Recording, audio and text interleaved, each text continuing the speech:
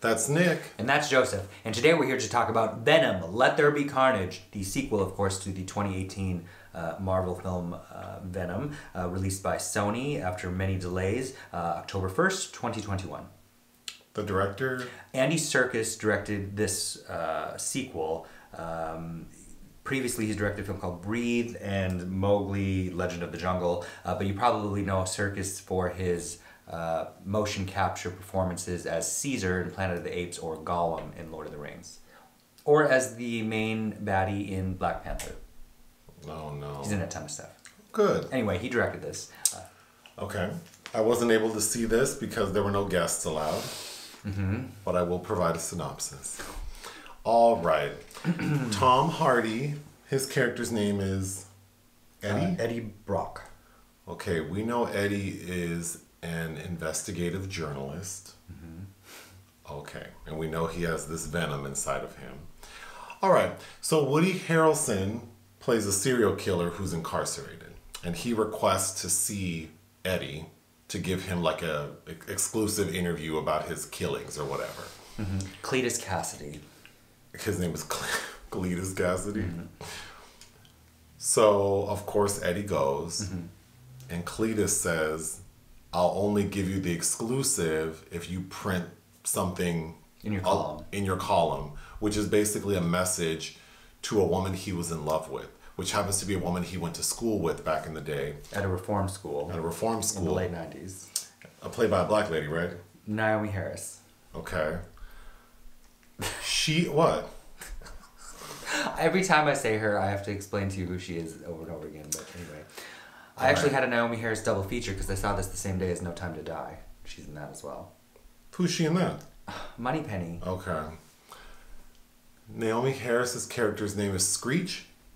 Shriek. Shriek. Her name, which, nobody really calls her that. I think the comics, that's the character she plays in the comic, but Frances.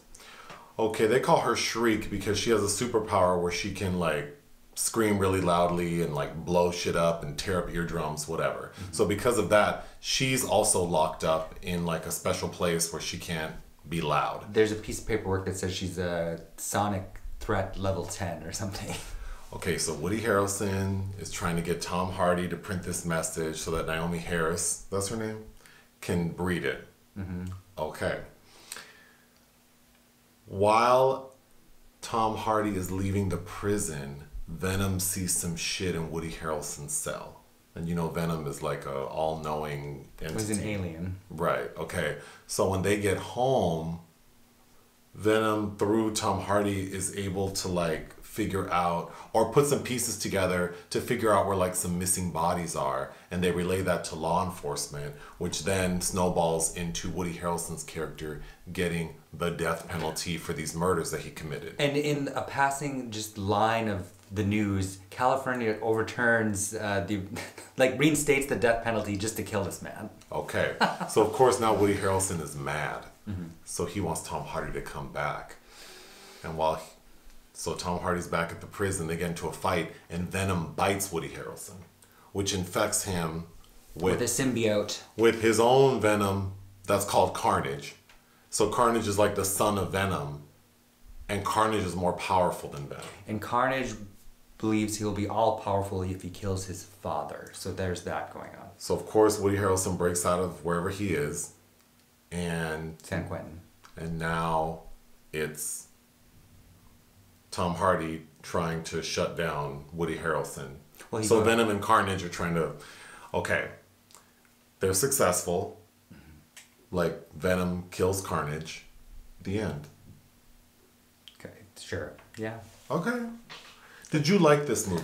I felt kind of very much the same way I did about the first film, is I like Venom. I think he's just kind of a fun... Cute little... It's like monster. An adult version of Lilo and Stitch. Okay. Did you like this one better than the first one? I think they're really both on par. Oh. You have returning screenwriter Kelly Marcel. This film was shot by Robert Richardson, Tarantino's favorite cinematographer. So it looks fine. Again, I like how Venom looks. I just think there's really...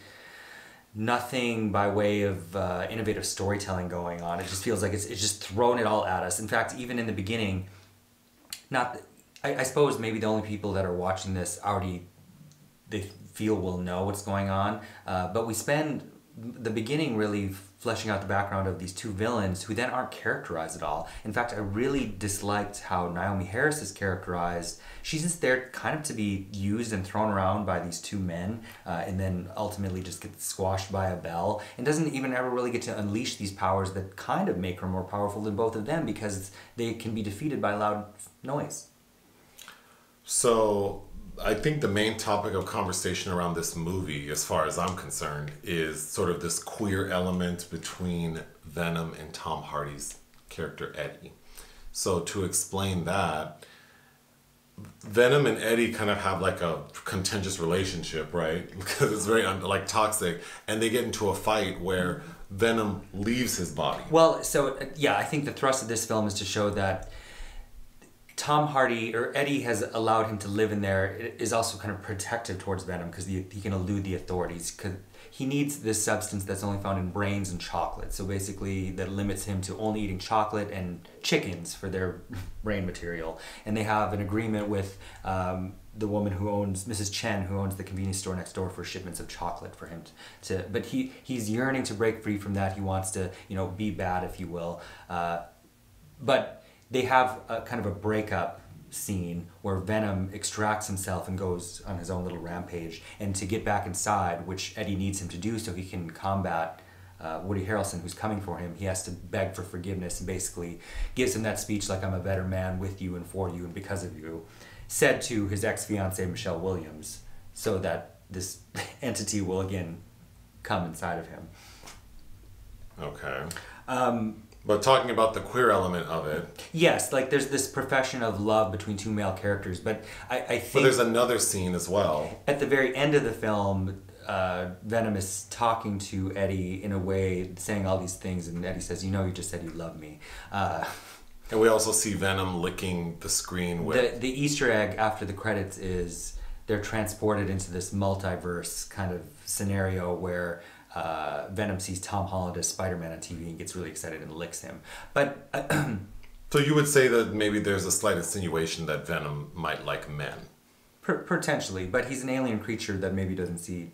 He just eats people. I don't know that he's clearly attracted to people that are sweet to him and help him. But I think it's queer in that way that everybody pushed that pansexual moment in the Han Solo movie between Han Solo and Chewbacca.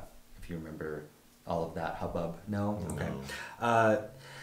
There are elements, of course, like Dr. Jekyll and Mr. Hyde. Serkis had talked about how the relationship he wanted to be kind of like an odd couple thing, which, people have always read queer elements into that Jack Lemmon, Walter Matthau dynamic in The Odd Couple as well.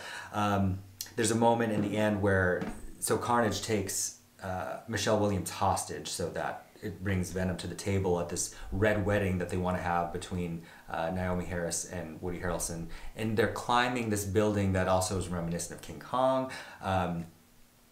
Naomie Harris, at the beginning of the film, she tries to escape using her voice, and Stephen Graham, the younger version of Stephen Graham, shoots her in the eye and she loses it and suddenly gets a blue eyeball. So that explains why she has two colored eyes, which I don't know, they kind of did, I don't know why they... It doesn't explain what purpose that serves. Yes, although she tries to, her main goal is to get vengeance on this cop, which she kind of does, who ends up getting blue eyes later. So I don't know if that's just something that's not explained yet or I missed.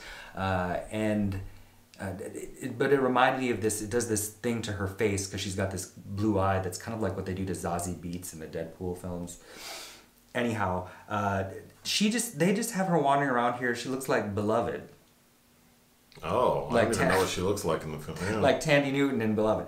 But again, I just can't say enough how kind of I felt it really does a disservice to her character. But that said, if you like Venom, if you like Tom Hardy even, but really this is about this kind of strangely cute but incredibly violent creature that he has a relationship with. What would you give it? I'd give it 2.5 out of 5. Anything else? No. Bye.